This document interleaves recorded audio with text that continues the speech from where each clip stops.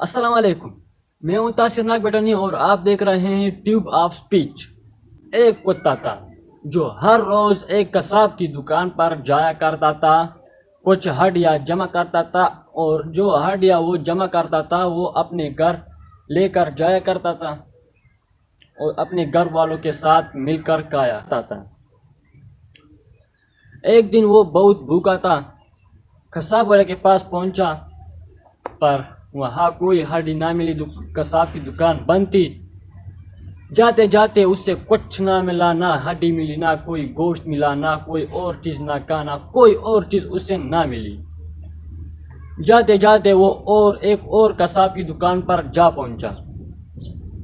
جب اس نے دیکھا کہ تو قصاب کا دکان نہیں، قصاب کی دکان پر لوگ جمع تھے گوشت خریدنے، تو وہ قصاب کے آنکھوں سے بچ کر ہڈیوں کی طرف جا پہنچا۔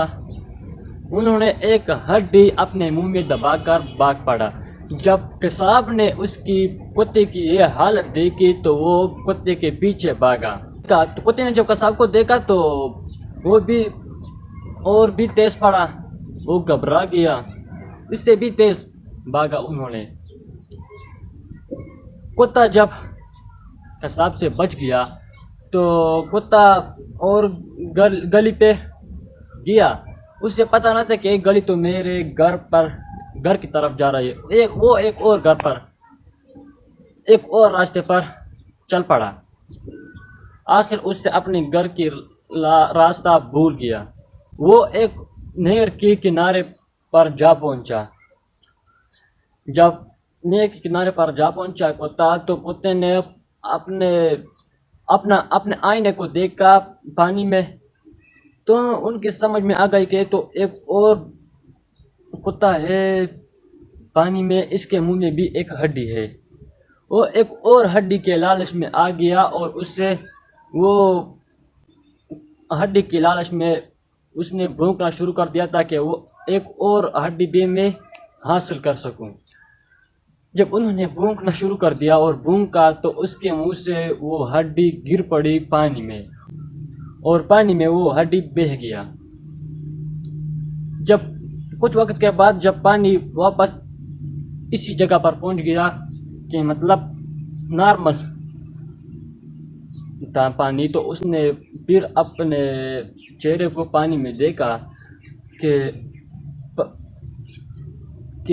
دوسری کتے کی منہ میں بھی ہڈی نہیں، تو اس کو سمجھ آ گیا کہ یہ تو میرا اپنا ہی آئینہ ہے، مگر اس کی سمجھ اب کوئی کام نہیں کر سکتا تھا، اس کی فکر کوئی کام نہیں کر سکتا،